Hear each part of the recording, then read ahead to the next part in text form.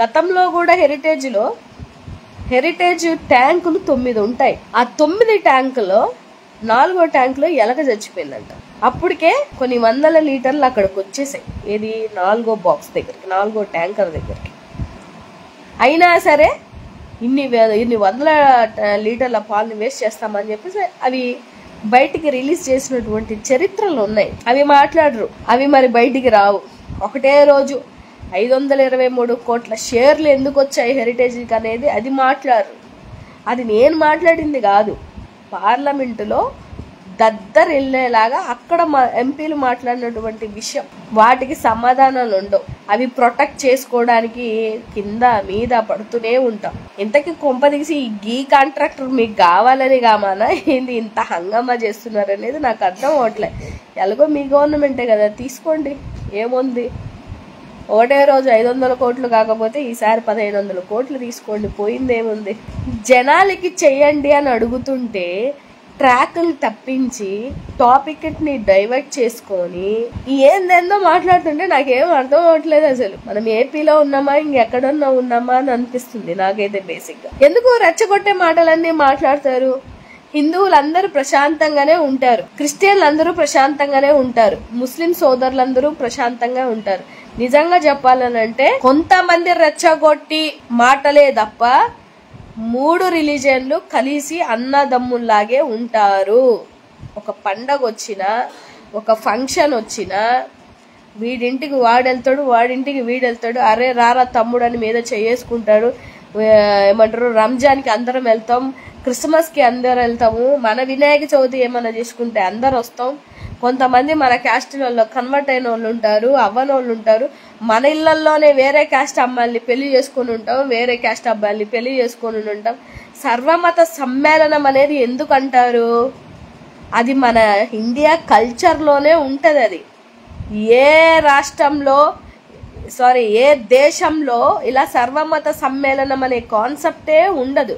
కానీ మన భారతదేశానికి సర్వమత సమ్మేళనం అనే ఒక ఏమంటారు, ఒక ఇన్స్పైర్డ్ గా ఉన్నటువంటి దేశం మంది.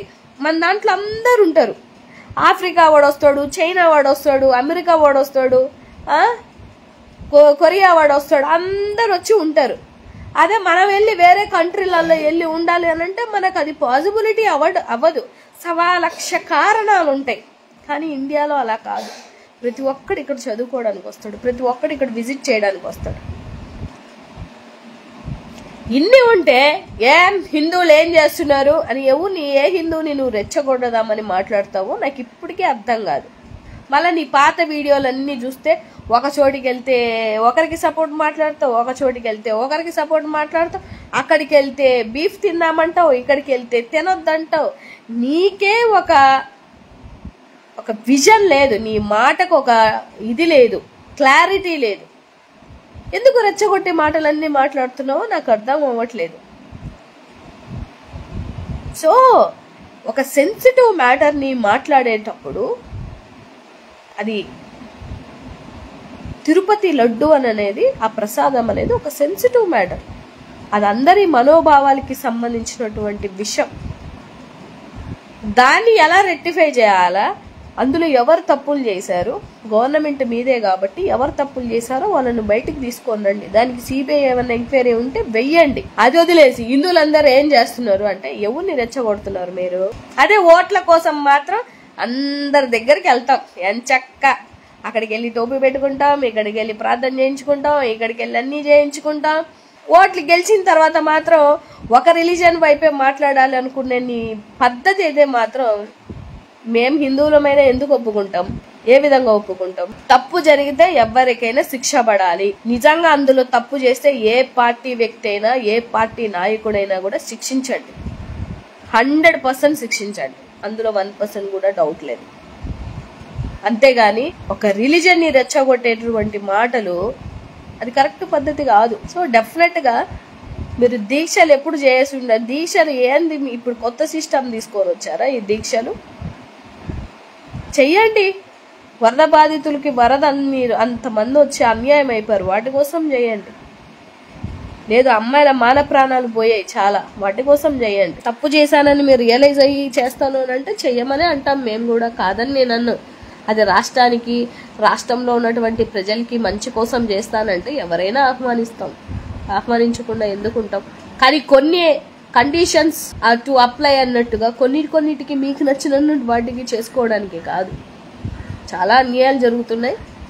మీ మీద కూడా చాలా నమ్మకాలు పెట్టుకొని అందరూ మిమ్మల్ని గెలిపించారు కాబట్టి డెఫినెట్గా చెయ్యండి. ఆలోచించే విధానంలో కానీ ఆలోచించే దృక్పథంలో కానీ కొంచెం మార్పులు తెచ్చుకోండి. ఇంకా గెలిచాక కూడా ఇంకా అట్లనే ఉండి ఇంకా మీద పడేసి మాట్లాడుతుంటే సమాధానం ఏం చెప్తాం మనం కూడా. 100 రోజులైనా కూడా మనం ఏం చేశాము ఏంటి అనే ఆలోచన అంతా పక్కన పెట్టేసి, ఏ విధంగా జనాలకి మనం మేలు చేయాలి అనేది పక్కన పెట్టేసి, వరద బాధితులని ఏ విధంగా మనం ఆదుకున్నామా లేదా అనేది పక్కన పెట్టేసి, స్టీల్ ప్లాంట్ లో జరుగుతున్నటువంటి అమ్మకాన్ని ఎలా అడ్డుకోవాలనేది పక్కన పెట్టేసి, ఆడపిల్లల మీద జరుగుతున్నటువంటి అగత్యాలు పక్కన పెట్టేసి, ఇన్ని అంబేద్కర్ గారి మీద అడ్డగోలుగా చేస్తున్నటువంటి వికృత చేష్టల్ని పక్కన పెట్టేసి, ఇన్ని పక్కన పెట్టి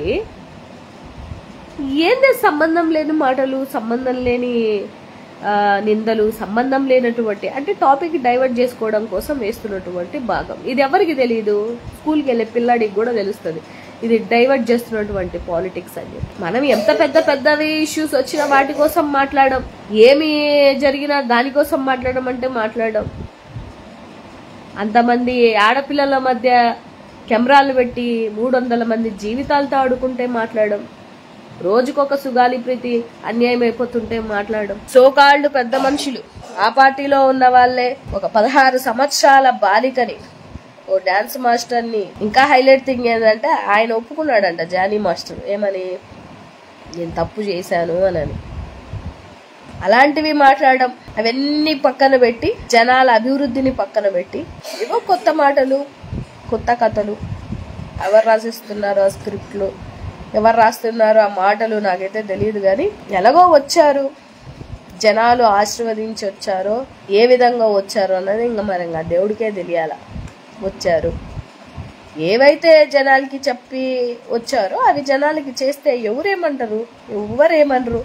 మీ ఈ 5 ఏళ్ళు బాగా చేయండి, నెక్స్ట్ 5 ఏళ్ళు కూడా మీరే తీసుకోండి. జనాలకి చేసి ఎవరు కాదంటారు, ఎవరు కాదు అనడానికి ఏముంది ఇక్కడ. జనాలకి చేయకపోతే, ప్రజలకి చేయకపోతేనే కదా ప్రతిపక్షాలైనా, ఇంకో పార్టీ వాళ్ళైనా, ఇంకో పార్టీ వాళ్ళైనా అడుగుతారు. జనాలైనా అందుకే అడుగుతారు. ఎందుకు అడుగుతారు, ఊరికే అడుగుతారా? సో మనం ఒక ఎక్స్పీరియన్స్ అని చెప్పుకుంటున్నప్పుడు, ఒక పెద్ద రీతిగా మనం మాట్లాడుతున్నప్పుడు, ఆ బయటకు వచ్చే మాట కూడా 5 కోట్ల మంది జనాలని హర్ట్ చేయకుండా ఉండాలి అనే ఒక ఆలోచన దృక్పథంతో చేయాలి.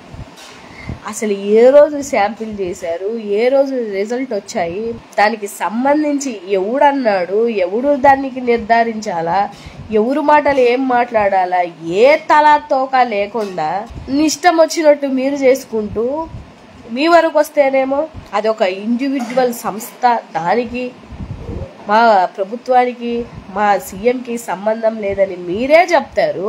అదే పాయింట్ తిరిగి మరి అది జగన్ గారికి అదొక ఇండివిజువల్ సంస్థ అని మీరే చెప్పినప్పుడు, మరి జగన్ గారి విషయంలో అది కూడా ఇండివిజువల్ సంస్థ అని అనుకోవచ్చు కదా. అలాగ అనుకో, అంటే మన వరకు వస్తే ఒకలాగా, మన వరకు రాకపోతే ఒకలాగా.